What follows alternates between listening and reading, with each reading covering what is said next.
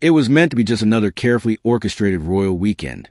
Polished smiles, Windsor Castle as the backdrop, and a luncheon honoring Queen Camilla. But one fleeting glance changed everything. When Camilla bent down to whisper to Princess Charlotte, she had no idea Catherine's eyes were fixed on them. What followed rippled through the room like a silent storm. From the start, Catherine sensed something wasn't right. Charlotte, usually bright and full of life, had been uncharacteristically quiet, not sulking, not upset, just subdued, shrinking into the background in a way that set alarm bells ringing in her mother's mind. Tradition dictated that Charlotte sit with her younger cousins in a smaller salon. Catherine kissed her daughter's forehead, adjusted her collar, and reassured herself everything was fine. But soon after, she noticed Charlotte slipping out of the room, her little face clouded with hurt. Catherine followed. At the end of the hall, Charlotte stood by a service door, hands clasped nervously, eyes downcast. After gentle coaxing, she finally whispered the truth. "Granny Camilla said I was showing off. She told me not to speak unless I was spoken to." The words hit Catherine like ice. She pulled Charlotte into her arms, keeping her expression calm though her insides burned. Catherine had tolerated Camilla's veiled remarks before, but she never imagined they'd be directed at her child. Later that afternoon in the gardens, Charlotte reached for a second scone. Camilla, smiling sweetly, delivered another jab. "One is enough, darling. We don't want to appear greedy." Catherine caught the comment instantly. It wasn't a mistake. It was a pattern. She stayed silent in public, as she always had. But that evening at Adelaide Cottage, she told William everything.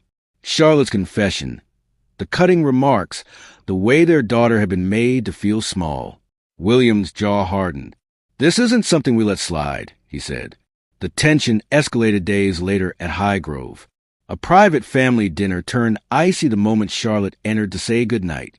Camilla looked up and, in a tone dripping with false concern, remarked, "Are you sure you're not too tired to be here?" This time, Catherine didn't wait. She calmly ushered Charlotte upstairs, then turned to Camilla with quiet steel. "She's not too sensitive. She's a child, and she deserves to be spoken to with kindness." Camilla deflected, insisting it was harmless. Catherine didn't blink. "It isn't just a night.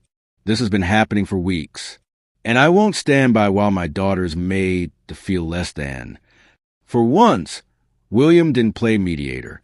His silence, paired with Catherine's resolve, shifted the entire dynamic. Camilla pushed back. "Children are resilient." But Catherine's reply cut deeper. "Children remember how they're spoken to, especially by the people meant to protect them." That night upstairs, Catherine reassured Charlotte. "You did nothing wrong. You don't have to try to be perfect. You just have to be you." The message was clear. Catherine had drawn her line. And even Charles, though visibly uncomfortable, knew better than to interfere. From then on, Camilla's behavior shifted. At official events, she kept her distance from Charlotte. The barbed comments disappeared, at least in public. To outsiders, nothing seemed amiss. But inside palace walls, everyone understood Catherine's tolerance had run out. The summer gathering at Balmoral confirmed it. The family carried on with tradition, long walks, hearty dinners, children laughing through the halls. Slowly, Charlotte's spark began to return. For a moment, Catherine thought the storm had passed. Until one afternoon, Catherine learned Charlotte was alone in the sunroom with Camilla. Approaching quietly, she heard Camilla's voice through the door. "We don't always need to speak over others, Charlotte. Sometimes your mommy forgets that, too." That was enough. Catherine entered. Charlotte ran to her side. Camilla tried to smooth things over, but Catherine didn't waver. She doesn't need to be corrected for speaking. Not every time she opens her mouth.